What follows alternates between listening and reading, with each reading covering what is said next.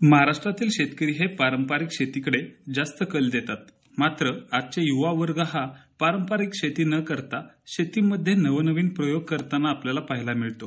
असाच एक साताऱ्यातील संगम मावले येथे राहणारा 33 वर्षीय युवा शेतकरी धनंजय मोहिते याने पुणे येथील IT कंपनीतील नोकरी सोडून रेशीम उद्योग करण्याचं ठरवलं.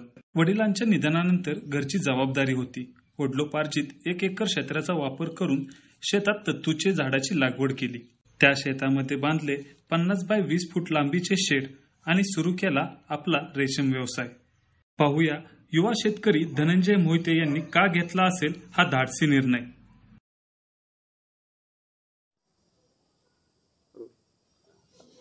माझं नाव धनंजय शिवाजी मोहिते. संगम माहुली खेड या ठिकाणी राहतो मी. माझी शेती आहे इथे 1 एकरच शेती आहे मला.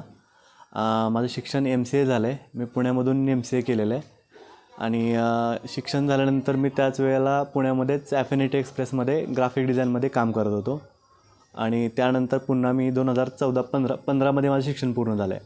15 नंतर आल्यानंतर शेती पण बघायची होती. घरी बघण्यासाठी दुसरं कोणी नव्हतं. मग त्यासाठी शेतामध्ये काहीतरी वेगळं करायचं. पारंपरिक शेती न करता त्याच्यामध्ये काहीतरी करता येते का, उत्पन्नाचं साधन वाढवता येते का, त्यासाठी प्रयत्न करत होतो.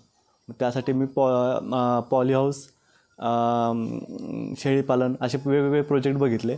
त्यातून मला हा रेशीम उद्योगाचा प्रोजेक्ट खूप चांगला वाटला.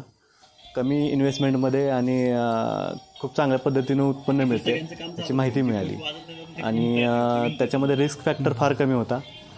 मग त्यानुसार मी निर्णय घेतला आणि 2016मध्ये मी लागवड केली तुतीची. रेशीम ऑफिसला त्याची माहिती घेतली.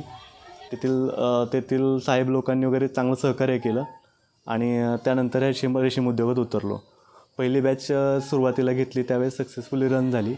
150 अंडी पुंजाला 150 किलो माल त्यावेळेला निघाला मला आणि त्यानंतर व्यवस्थित काम चालू राहिलं आणि उत्पन्न चांगलं मिळायला लागलं. त्यावेळेला सुरुवातीला रामनगरला आम्ही कोश घालायला जात होतो. एकत्र शेतकऱ्यांचा ग्रुप करून 10 ते 11 जणांचा ग्रुप करून आम्ही तो माल घालायला रामनगरला जात होतो, बेंगलोरला. मग त्यावेळेला रेट वगैरे असे फ्लेक्झिबल राहायचे, पावसाळ्यामधले, थंडीमधले आणि उन्हाळ्यामधले. मग इन ॲन ॲव्हरेज त्यावेळेला 300 रुपये मला रेट मिळत होता पर KGला. आत्ता चालूला 3 ते 4 वर्ष झालं 450 ते 500 रुपयेपर्यंत रेट मिळतो आहे आणि खूप चांगल्या पद्धतीनं उत्पन्न मिळतं आहे.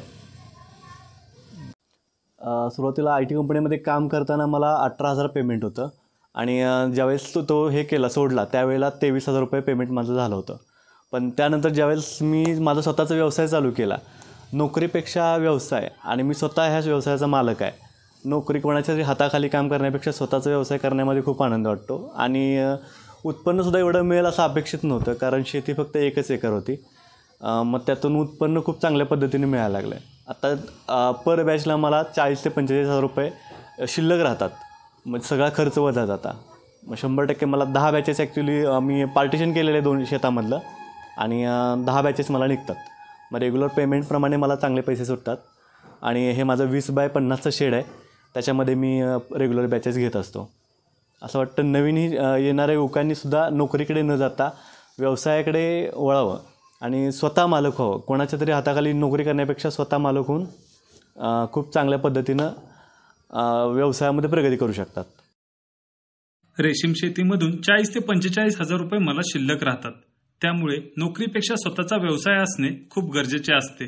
दुसऱ्याच्या हाताखाली काम करण्यापेक्षा स्वतः मालक होण्याचे आव्हान देखील युवा उद्योजक धनंजय मोहिते यांनी युवकांना केलं आहे. न्यूज 18 लोकलसाठी शुभम बोडके, सातारा.